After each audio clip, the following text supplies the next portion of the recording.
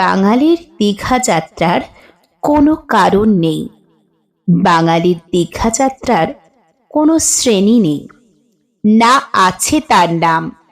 দীঘা যাত্রার কারণ এখন জগন্নাথ ধাম।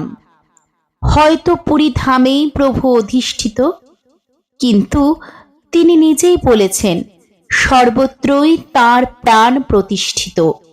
সৌন্দর্যের তুলনা করা সত্যিই যায় না।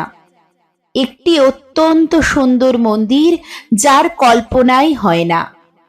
উঠল বাই তো দীঘা যাই এর বাতিক আছে যাদের, তাদের জন্য অন্যতম আকর্ষণ এই মন্দির।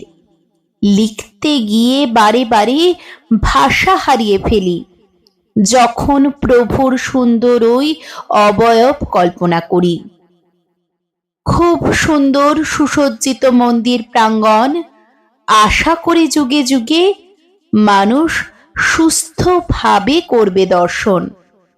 সকলকে নিয়ে আসার ইচ্ছা মনে নিয়ে জগন্নাথকে প্রণাম জানাই করবদনে।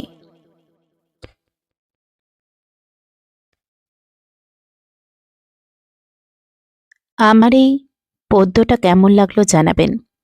দেখছেন তো, আমরা এই প্রচণ্ড ঠান্ডার মধ্যে দীঘা চলে গেছিলাম জগন্নাথ ধাম দর্শনে। জগন্নাথ ধাম হয়তো পুরীকেই বলা হয়, তবুও এটিও একটি সুসজ্জিত খুব সুন্দর একটি জগন্নাথ মন্দির। যেখানে প্রভু অধিষ্ঠিত সেটাই তার ধাম। যাই হোক, এখানে ব্যবস্থাপনা খুব সুন্দর। আমরা খুবই খুশি হয়েছি এই মন্দির ঘুরে।